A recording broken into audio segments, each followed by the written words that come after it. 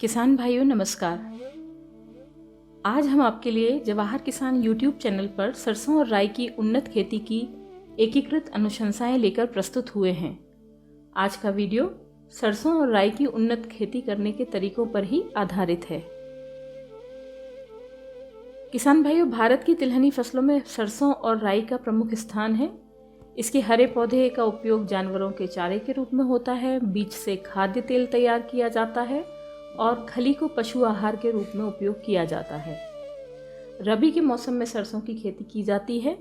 अच्छे उत्पादन के लिए बलुई दोमट मिट्टी सबसे अच्छी होती है। हालांकि सरसों की खेती रेतीली मिट्टी से लेकर भारी मिट्टी तक में की जा सकती है, लेकिन अम्लीय प्रकार की मिट्टी सरसों की खेती के लिए उपयुक्त नहीं होती है। सरसों की खेती के लिए उन्नत किस्मों और उन्नत बीजों का होना आवश्यक है। किसान भाइयों, सरसों के खेती के लिए हम जानते हैं कि हमें अच्छे बीज और अच्छी किस्मों की आवश्यकता होती है। इसलिए यह जानना ज़रूरी है कि सरसों की उन्नत किस्में कौन सी हैं।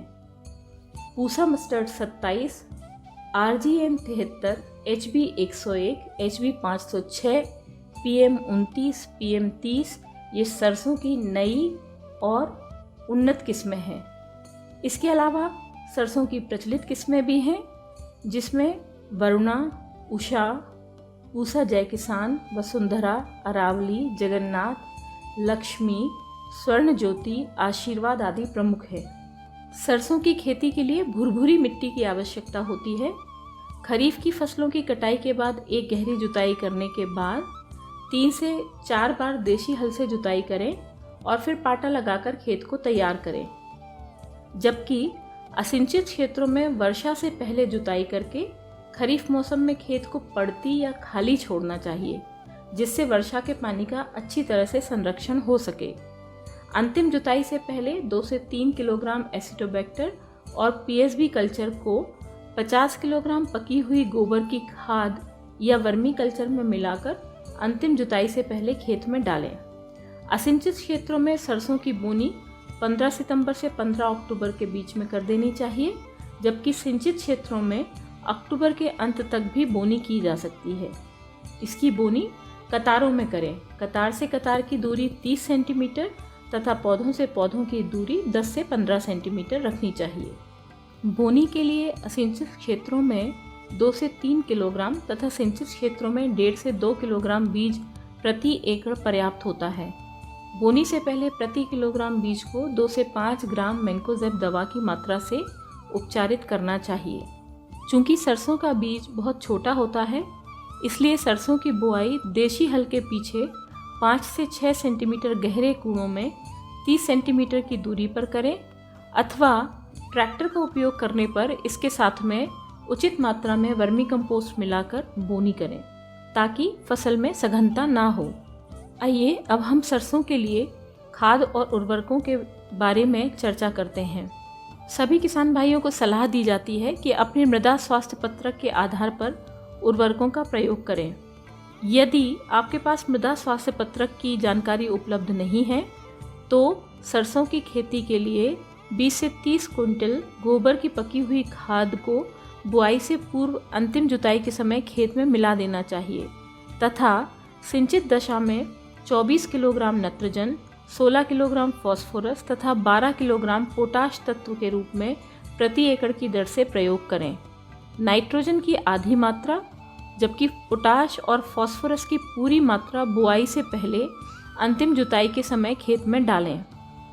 आधी बची हुई नाइट्रोजन की मात्रा को 2 बराबर हिस्सों में बांटें और पहली और दूसरी सिंचाई पर टॉप ड्रेसिंग के रूप में प्रयोग करें।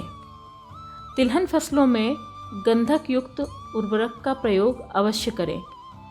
खेत की आखिरी जुताई के दौरान गंधक 10 किलोग्राम प्रति एकड़ की दर से प्रयोग करें। आइए अब हम समझते हैं कि इन तत्वों की पूर्ति के लिए विभिन्न उर्वरकों का किस दर से हम उपयोग कर सकते हैं। तो किसान भाइयों, 1 एकड़ में 24 किलोग्राम N, 16 किलोग्राम P और 12 किलोग्राम K यानी कि पोटाश के आपूर्ति हेतु हमें 100 kilo single super phosphate, 20 kilo muriate of potash की आवश्यकता होगी जबकि 55 किलो यूरिया की आवश्यकता होगी। अगर हम सिंगल सुपर फॉस्फेट का प्रयोग करते हैं तब हमें गंधक की मात्रा डालने की आवश्यकता नहीं होगी, क्योंकि सिंगल सुपर फॉस्फेट में गंधक उपलब्ध होता है। तो पोटाश और सिंगल सुपर फॉस्फेट की पूरी मात्रा बोनी के समय में ही दे देनी है। इसको आप अंतिम जुताई के समय मिलाएं। लेकिन यदि सिंगल सुपर फॉस्फेट की जगह आप डीएपी का प्रयोग करते हैं तो आपको 10 किलो गंधक यानी कि 40 किलो जिप्सम भी अंतिम जुताई के समय खेत में डालना होगा। 55 किलो यूरिया में से आधी मात्रा बोनी के समय देनी है, जबकि आधी की आधी मात्रा यानी कि 1/4 मात्रा पहली सिंचाई पर और 1/4 मात्रा दूसरी सिंचाई पर देने की आवश्यकता होगी। किसान भाइयों, अगला बिंदु है खरपतवार नियंत्रण। और खरपतवार नियंत्रण के लिए बहुत अधिक सतर्क होने की आवश्यकता होती है। यदि आप रसायन द्वारा खरपतवार नियंत्रण करना चाहते हैं तो ध्यान रखिए, रबी दलहनी और तिलहनी फसलों में खड़ी फसल में खरपतवार नियंत्रण के लिए रासायनिक खरपतवार नाशी की उपलब्धता ना के बराबर है। इसके लिए आपको खड़ी फसल में केवल निंदाई, गुड़ाई और यंत्रों के उपयोग का ही विकल्प रह जाता है। लेकिन अगर आप रासायनिक खरपतवार नाशी का प्रयोग करते हैं तो आपको बोनी के बाद, लेकिन खेत में फसल के अंकुरण के पहले इन रसायनों का उपयोग करना होगा।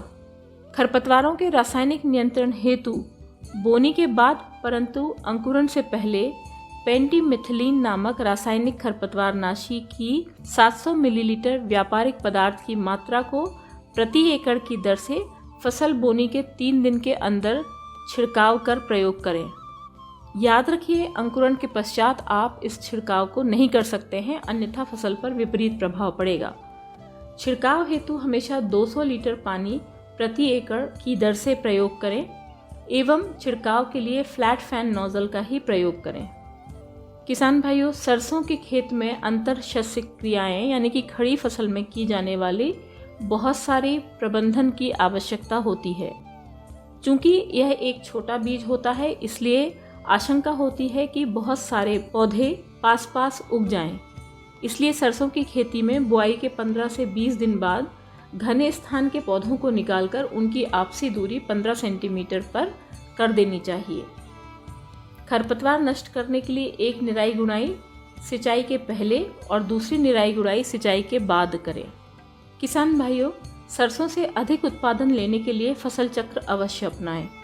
गैर दलहनी फसलों को लगातार बोने से आपके खेत या भूमि की उर्वरा शक्ति लगातार कम होती जाती है।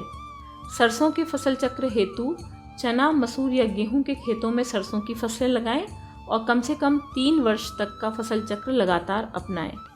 दूसरी महत्वपूर्ण बात है अंतर्वर्तीय फसलों का उपयोग करें। अंतर्वर्ती फसलें यानी मुख्य फसल की 4 या 6 कतारों के बीच दूसरी सहायक फसल की 1 या 2 कतारें लगाने की विधि को अपनाएं ताकि खरपतवारों का प्रकोप कम हो।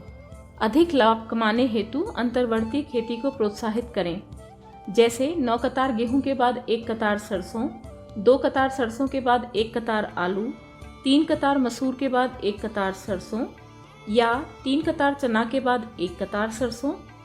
इससे मुख्य फसल के पूरे उत्पादन के साथ सहायक फसल का 20 से 40% उत्पादन अतिरिक्त प्राप्त होता है, जिससे कि आमदनी बढ़ती है।